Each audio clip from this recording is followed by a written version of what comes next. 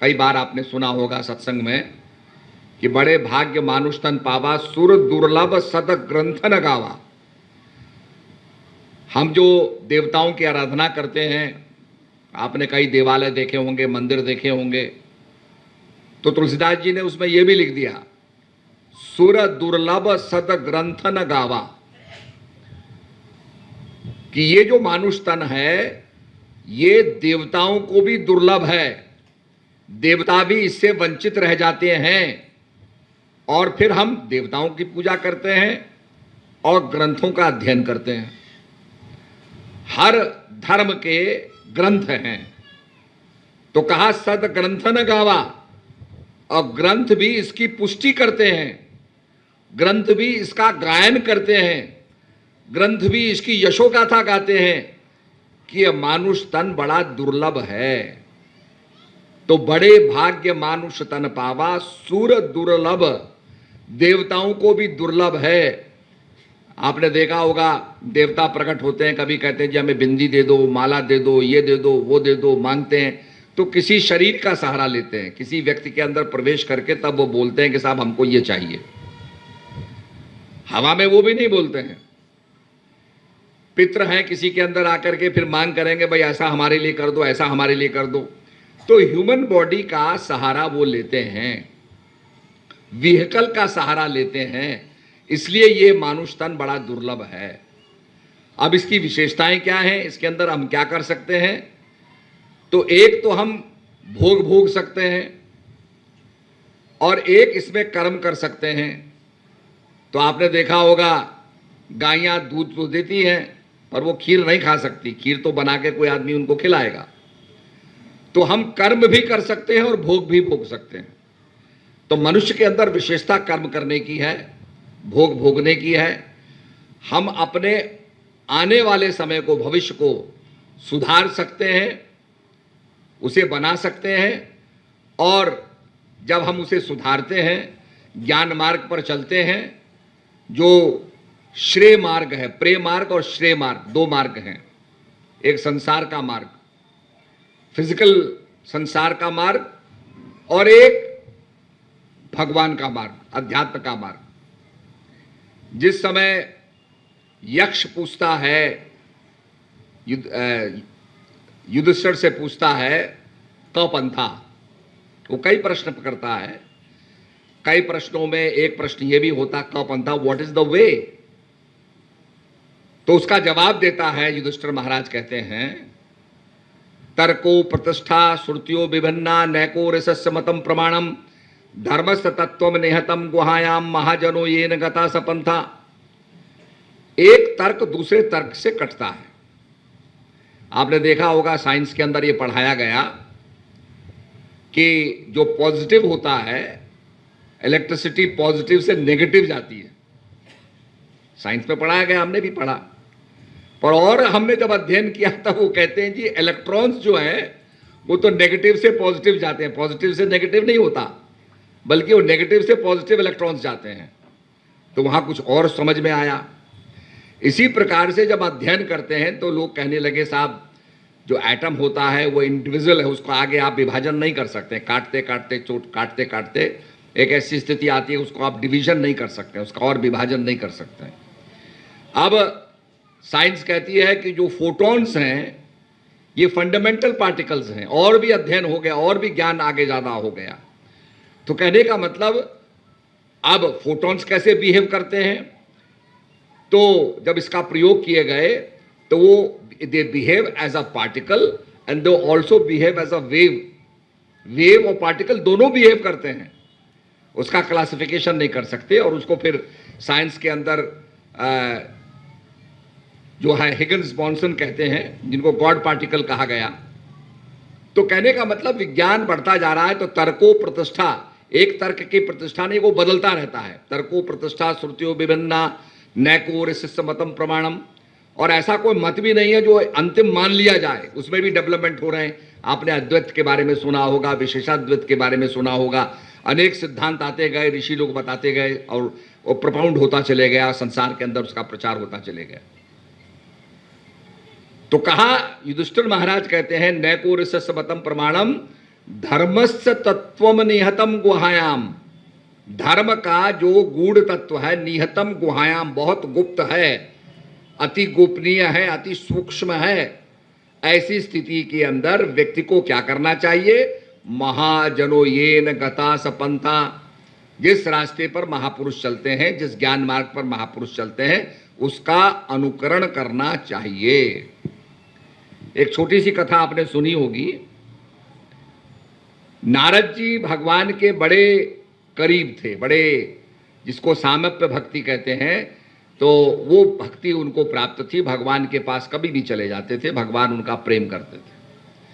एक दिन भगवान से वार्तालाप करने के बाद वो लौटे, अचानक किसी बात की याद आई तो लौटे तो क्या देखते हैं कि जहां जहां उन्होंने पैर रखे थे वो मट्टी उठाई जा रही है। तो उन्होंने भगवान से पूछा कि प्रभु, अभी मैंने पैर यहाँ रखे, यहाँ मैं बैठा आपके सामने, ये सब मट्टी खुदवाई जा रही है, क्या बात है? तो भगवान कहने लगे, नारद जी ऐसा है, आपका कोई गुरु नहीं है, आप निगुरे हो, आपने गुरु नहीं बनाया, इसलिए जहां जो निगुरा चरण रखता है उसकी मिट्टी अशुद्ध हो जाती है, तो इसलिए हम मट्टी को फेंकवा रहे हैं। नारद जी को बड़ा बुरा लगा कि भगवान के इतने मैं करीब हूँ, भगवान का सानिध्य मुझे प्राप्त है, भगवान से मैं वार्तालाप करता हूँ, जब चाहूँ भगवान के समीप पहुँच जाता हूँ, और गुरु न बनाने के कारण मेरी ये स्थिति है कि मैं पवित्र हूँ, जहाँ मेरे पैर पड़ते हैं उस मट्टी को भी खुदवा के फेंका जा रहा है और स्वच्छ मट्टी डाली जा रही है। तो उन्होंने भगवान से कहा कि प्रभु मैं अब गुरु बनाऊंगा। उन्होंने संकल्प लिया कि प्रातः काल जो व्यक्ति मुझे दिखेगा उसको मैं गुरु बना लूंगा। अब सवेरे सवेरे वो नदी के किनारे चले तो क्या देखा है कि मछुआरा सामने नजर आ गया। अब एक संकल्प लिया था कि जो पहला व्यक्ति दिखेगा मैं गुरु बनाऊंगा, तो उस संकल्प से तो अब मछुआरे को ही गुरु बनाना था। गए, उनके समीप गए, प्रणाम किया, हाथ जोड़े और मछुआरे से निवेदन किया कि भाई आप मेरे गुरु हैं, मैंने ये संकल्प लिया था कि प्रातः काल जो सबसे पहले मुझे दिखेगा वो व्यक्ति के गुरु के रूप में उसको मैं स्वीकार करूंगा, तो महाराज आप मेरे गुरु महाराज हुए। मछुआरे ने भी आशीर्वाद दिया, ठीक है। उसके बाद बड़े प्रसन्न होके नारद जी भगवान के पास पहुंचे, कहा प्रभु मैंने अब गुरु बना लिया है, और जो आपने कहा कि भाई मेरे स्पर्श से मट्टी अपवित्र हो जाती है, अब ऐसा नहीं होगा, मैंने गुरु धारण कर लिया है, मैं स्वगुरा हो गया। तो भगवान ने कहा भाई बताओ कैसे गुरु महाराज हैं? कि महाराज गुरु तो बना लिया पर वो तो मछुआरा है। भगवान ने कहा तुमने कहा पर वो मछुआरा है, तुमने गुरु के आगे पर लगा दिया।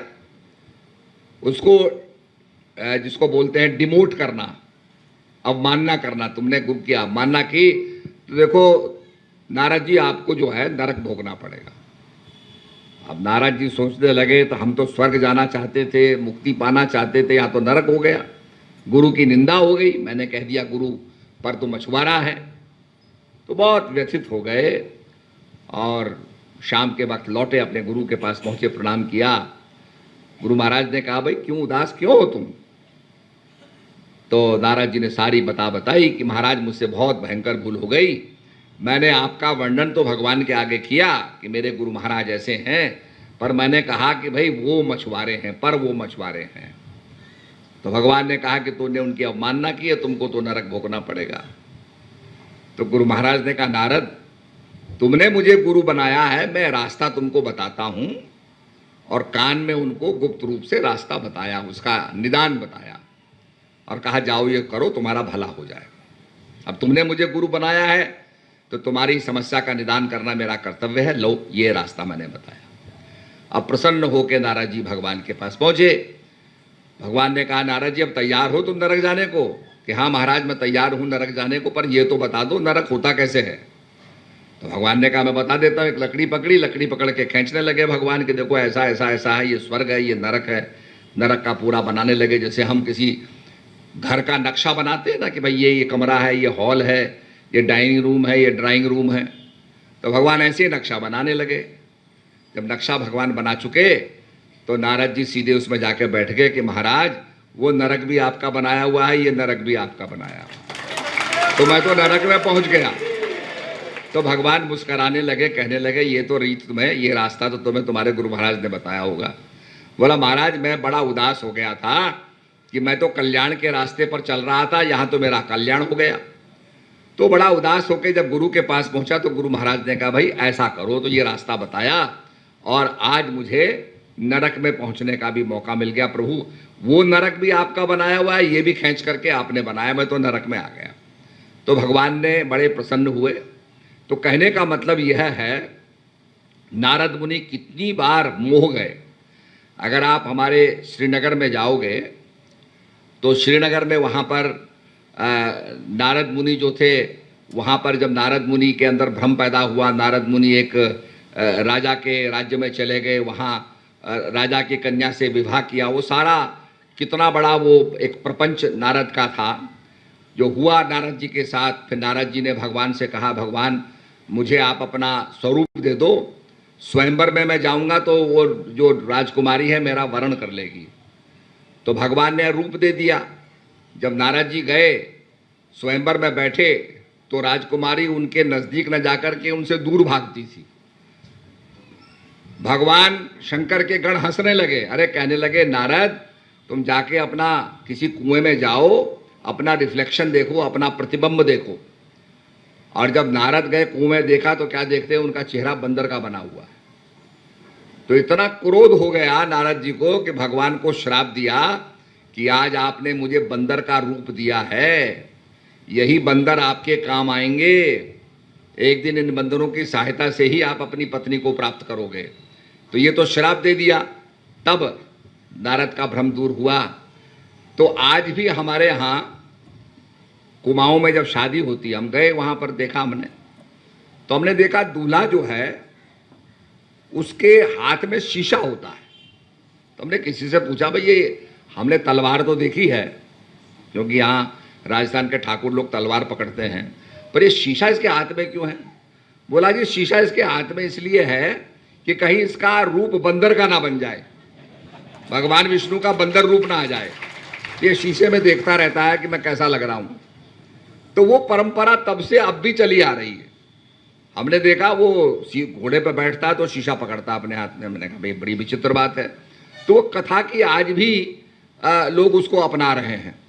तो कहने का मतलब कि नारद भ्रम गए, उस माया में आ गए। तो गुरु महाराज की आवश्यकता इसलिए पड़ती है, कहा बंदों गुरुपद कंज कृपा, सिंधु नर रूप हरि, महामोहतम पुंज जासु वचन रवि करनी कर। गीता में भगवान कहते हैं अर्जुन मेरी प्राप्ति कैसे होगी? तो भगवान कहते हैं न यज्ञ करने से, न तप करने से, न दान करने से मेरी प्राप्ति नहीं होती है। इनसे तो आपकी मनोवांछित कामना पूरी हो सकती है। आपने यज्ञ किया, महाराज दशरथ ने पुत्र यष्टि यज्ञ किया। यज्ञ करने से पहले उसका संकल्प लिया जाता है। ब्राह्मण कहता है संकल्प लो, संकल्प में मनोविचित कामना बताओ, अपनी कामना क्या है आपकी? तो दशरथ जी ने कामना की कि मेरी कामना है मेरे पुत्र हो जाएं।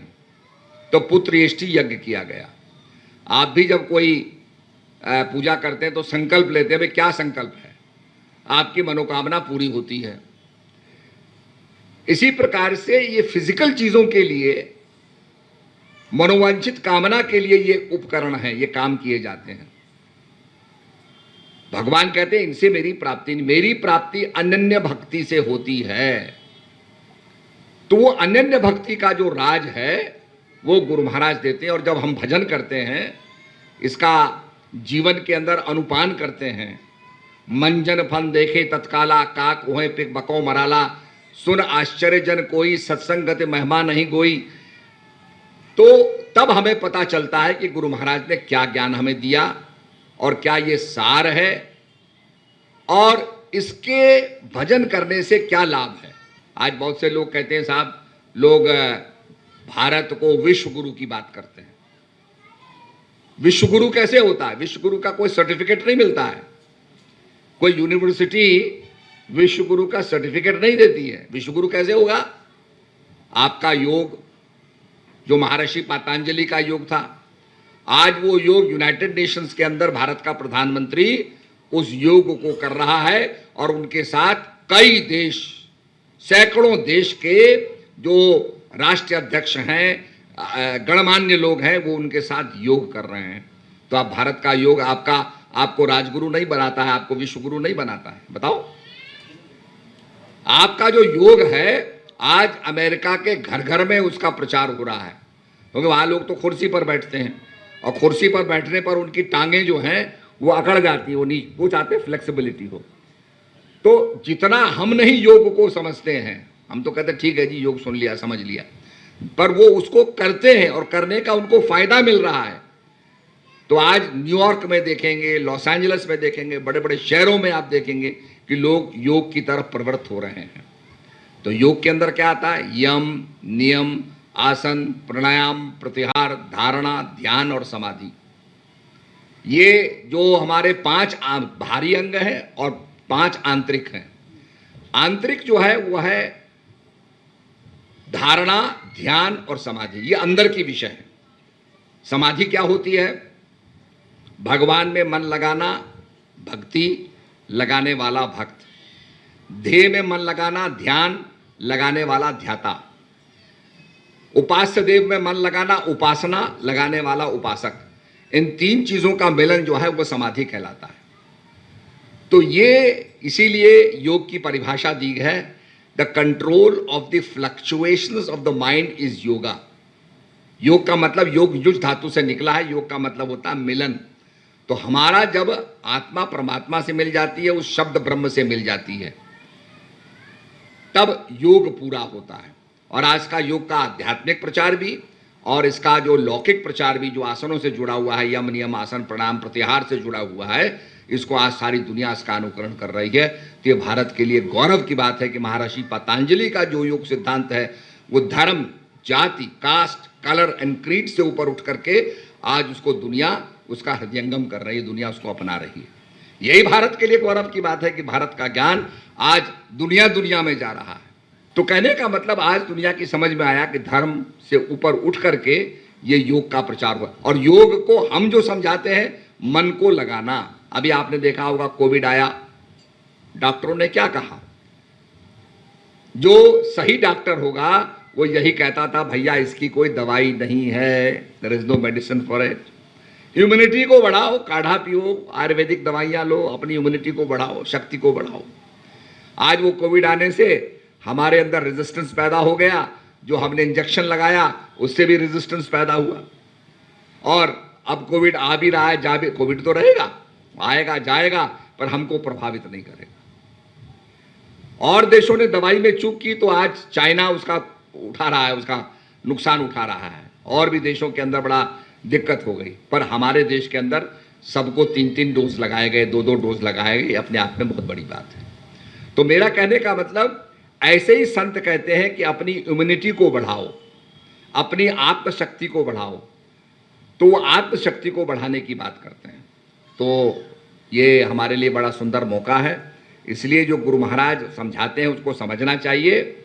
कुछ लड़के थे, अपनी बूढ़ी माँ को लेके गए वैद्य के पास। कहा, वैद्य जी हमारी माँ बीमार है, इसको इलाज कर दो। वैद्य ने उसका नस देखी, नाड़ी देखी और दवाई दे करके, दवाई बोतल में डाल के कहा, भाई देखो जब शाम का समय आए तो दवाई को हिला के पिला देना। अब वो घर गए, दवाई का टाइम आया, उन्होंने कहा डॉक्टर साहब ने कहा था, वैद्य ने कहा था हिला को पिला देना। अब माँ को उठाया, हिलाया खूब, उसको झटके दिए, वो मर गई। फिर पहुंचे वैद्य के पास कि साहब हमारी तो माँ मर गई, आपने कहा हिला के पिला देना। बोला तुमने क्या हिलाया? बोला हमने माँ को हिलाया। बोला मैंने माँ को हिलाने को कब कहा था? मैंने तो कहा था बोतल को हिलाना, बोतल को हिलाना, तुमने माँ को हिला दिया। तो कहा यही बात है कि जो कहा जाता है वो हम करते नहीं है।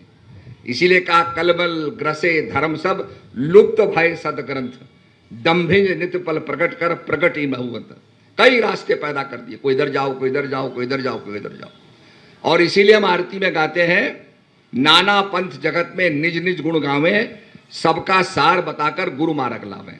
अनेक रास्ते हैं, पर गुरु महाराज सबका सार बताते हैं, सबका एसेंस बताते हैं और गुरु मार्ग लावें।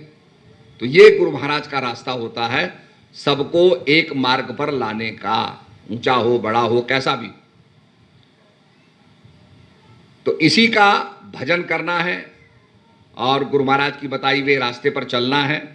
जब ज्ञान का बीज आपके अंदर बोया जाएगा तब उसको खाद की भी जरूरत, सत्संग की भी जरूरत है, पानी की भी जरूरत है।